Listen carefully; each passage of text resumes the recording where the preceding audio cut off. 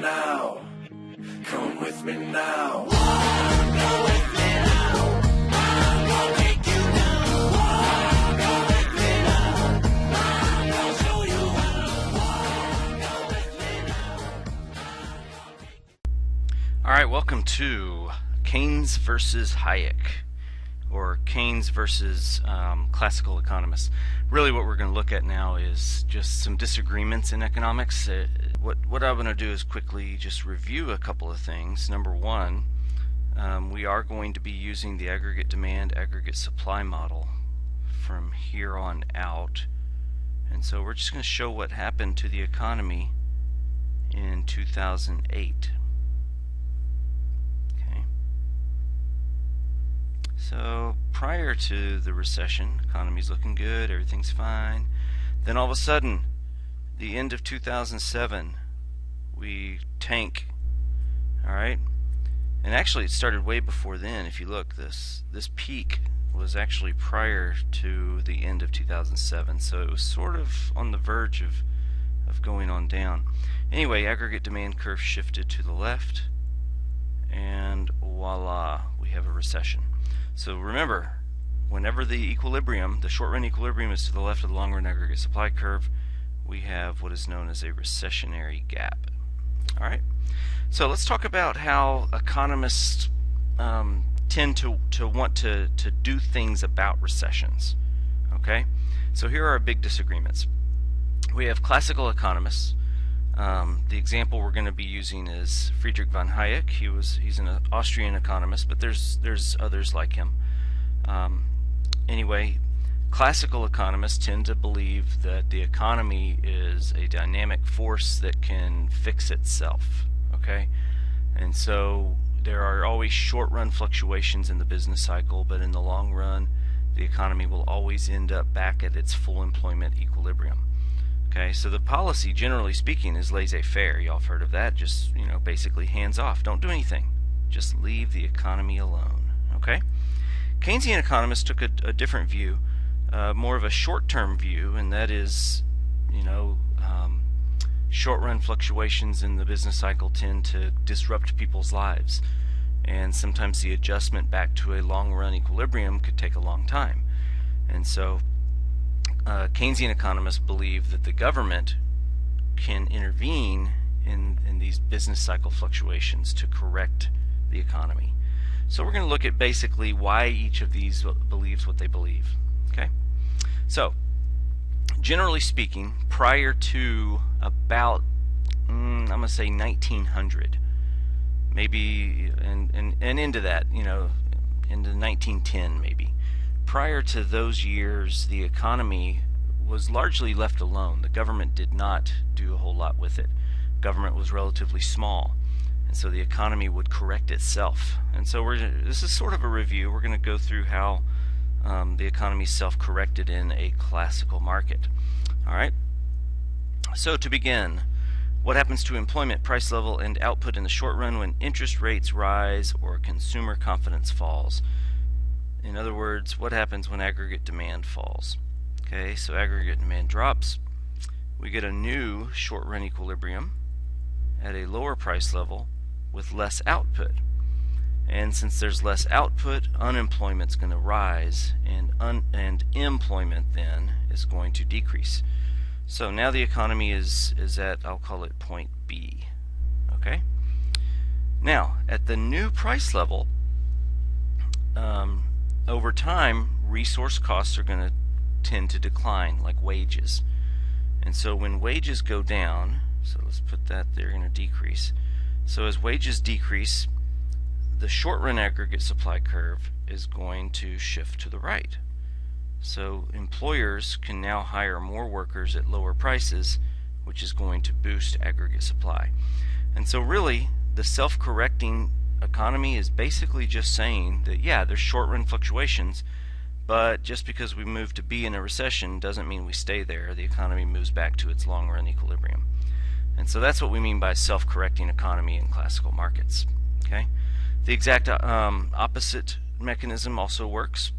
Okay, so for example, interest rates decrease or consumer confidence soars. Now you have aggregate demand shifting to the right. You end up at a higher price level.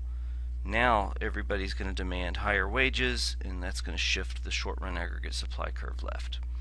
And once again, the economy equilibrates back to its long-run equilibrium. So that's how the economy worked for thousands of years. No big deal. Okay. Now a lot of times, let me go back for a second. Notice we shifted the AD curve, and then we shifted the short-run aggregate supply curve. Well, it turns out in a classical market, we don't tend to use the short-run aggregate supply curve anyway. Okay, because since the economy is self-correcting, let's see if I have this drawn out. There we go. So basically, in a recession, for example, aggregate demand falls, but and by the way, we would end up at a short-run equilibrium around there. But over time, we go there, we end up back here on the long-run curve. So we kind of skip the short-run mechanism altogether and just move from A to B. So there's a recession. The recession's short-lived, and we bounce back to a full employment equilibrium. Okay, so that is basically classical economics in a nutshell. All right. Now, a quick summary of that. Adam Smith is our founder here. He's basically the father of economics. He criticized mercantilism back in 1776 as government intrusion into the economy. I would do nothing. And so the classical economists generally believe that in a recession they should absolutely do nothing. Don't do a thing. The government actually causes more harm than good. And so if you leave the economy alone, it's going to fix itself. Okay? However, I told you before, generally speaking, this is the way the economy worked up until 1900, 1910. Okay, that's when the government became a larger force in our economy. During the progressive movement, minimum wage was introduced, maximum work weeks.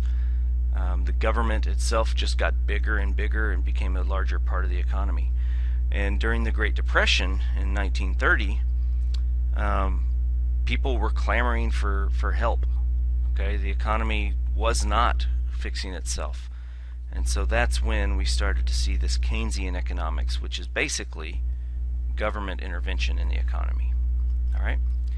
So John Maynard Keynes, he's a British economist. He theorized that because of sticky wages, the economy could not correct itself. All right. He wrote a book called The General Theory of Employment, Interest, and Money. Usually people just call it the general theory, and it basically became the Keynesian Bible. All right. Excuse me. So his theory offered a solution, or really reasoning why cyclical unemployment was persisting for so long, because at the time of his book we had had high unemployment for 6 years. So the depression was well on its way. Well, it was already a depression at that point, so people wanted to know why. Anyway, he theorized that wages are sticky downward. In other words, they'll go up, but in a recession, when we would think they would go back down, they don't go back down. And so those high wages prevent the short-run aggregate supply curve from shifting back to the right to correct the problems in the economy. All right, and there's some reasons for this. Okay, like I mentioned before, the government got a lot bigger, and so today here's some reasons why we have sticky prices. There's always increased government spending during a recession. Okay, typically it could be unemployment benefits or other welfare payments. All right, there's wage contracts today, so they can't really change in the short run. At least they can't go down. All right, and then there's a theory on efficiency wages, which is just referring to the fact that if you were to cut people's wages in a recession, they're probably not going to work as hard. Okay, and it'll end up lowering productivity, so there's incentive for employers not to reduce wages. Of course, we do have the legal minimum wage, and sometimes it's just hard to change prices. It's expensive. You know, a gas station can change prices, but other businesses may have trouble changing prices, and so prices tend to be sticky downward. They don't go down. All right, and so Keynes suggested that there's more of a three-segmented aggregate supply curve, or actually, we'll talk about the three segments in a second. He actually said that the aggregate supply curve looked more like this. Okay, we'll just call it aggregate supply. So it has components of the long-run aggregate supply curve as well as the short-run aggregate supply curve. And so his theory says this: aggregate demand is here. Where these two intersect, you have full employment output, okay, currently. But in a recession, aggregate demand falls. Notice what happens to the price level. Okay, using his aggregate supply curve, the price level doesn't change. Therefore, there is no mechanism causing wages to fall and therefore shifting an aggregate supply curve back to the right. So his theory says that since the economy is having trouble correcting itself, we should increase government spending or reduce taxes to help move aggregate demand back to where it was. And so that's basically the linchpin of his theory, is that the economy can no longer self-correct, so the government has to do something to get aggregate demand to shift back to the right. Okay? So we now use sort of, and I've exaggerated the way this looks, okay, but we kind of use an aggregate supply curve that kind of looks like this. Okay, it's upward sloping, but it starts out with a relatively low positive slope, and it gets steeper and steeper as you move to the right. Anyway, we're gonna say that the aggregate supply curve now has three ranges. Okay, we have the horizontal range, which we would generally say this is the Keynesian range. Okay, then we have the intermediate range, which is kind of a mix. Okay, and then we have the vertical, which is our classical range. Okay, so in classical economics, remember they said that we're always near our long-run aggregate supply, so we just had an aggregate supply curve that was vertical. Keynes said that in a recession the aggregate supply curve is actually horizontal, and so we kind of mix it all together and we get this three-segmented aggregate supply curve. Now, generally speaking, if we are in the Keynesian range, let's say right here, that means we're in a pretty bad recession. Okay, never want to be there. Okay, in the classical range, that means we're way over here. That's not necessarily good either. Okay, it's more GDP, more output, but a lot of the output is eaten away by higher price level. So we don't want to be there either. Okay. However, if we are in the intermediate range right here, think of that as that Goldilocks scenario where it's just right. Okay, that's where we want to be. Where are we today? We're probably somewhere in the intermediate range. I would say probably a little less than we'd like to be, simply because the economy is growing rather slowly. But we're getting there. Okay. So there's a little background on why we draw the aggregate supply curve the way we do. Now, here's some problems with Keynes' theory. Number one, it results in a lot of debt. Okay, so when the government uses Keynesian policy, it finds itself in debt to the tune of $20 trillion. All right. It does create an inefficient use of resources. So remember, when the government spends money, they spend it however they want to. When individuals in the economy spend money, they spend it the way they want to. And so sometimes we end up pushing resources into areas that the market wouldn't put it, and that can be inefficient. All right. Now this is the real kicker. Okay. It's agreed that Keynesian policies to correct the economy has zero effect on the long-run growth of the economy.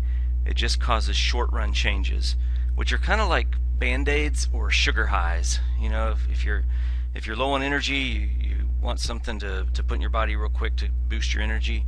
If you put the wrong thing in there, it doesn't really help you. It gives you a quick fix, but then you go down afterwards. That's probably the biggest complaint about it.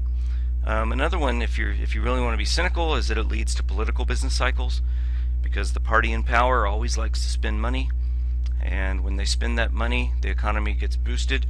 But when the money runs out, the economy could go into a recession. So we have these political business cycles. All right. So here's basically a quick rundown of the difference between classical economics and Keynesian economics. All right, classical economists tend to look at the long run.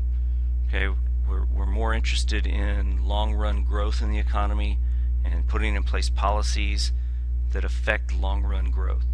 All right, Keynesian is more short-run. People are suffering today. Let's make sure we do something about the economy today, and they don't seem to care as much about the long run.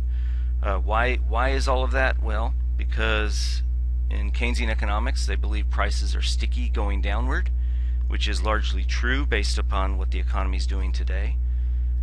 Classical economists believe that if you wait long enough, all prices are flexible. Okay. Keynesian economists don't believe that you should save your money. If you save your money, that means you're not spending it, and so that could be a drain on aggregate demand. Whereas classical economists believe savings is crucial to growth. If you don't save your money, there's nothing there for people to borrow to invest. So classical economists are more focused on the supply curve. In other words, long-run aggregate supply, getting it to move to the right. Keynesian economics is more concerned with the demand curve. Markets tend to be stable under classical economics, and Keynesian economics, they believe they're more unstable. Government intervention in classical markets, don't do it. Keynesian markets, yes, please do something about the economy. So I have linked in Blackboard to this video. It's kind of interesting. If you watch it, you're going to see that it's going to reference everything that we have learned about so far in this class. I want you to note that Keynes is very popular because he's there to help people. Hayek is more like the strict parent who is trying to make sure that you do what's right, but you might not like it. Anyway, it's kind of interesting. Just watch that, and you can fill out the rest of those notes, answering those questions about the video.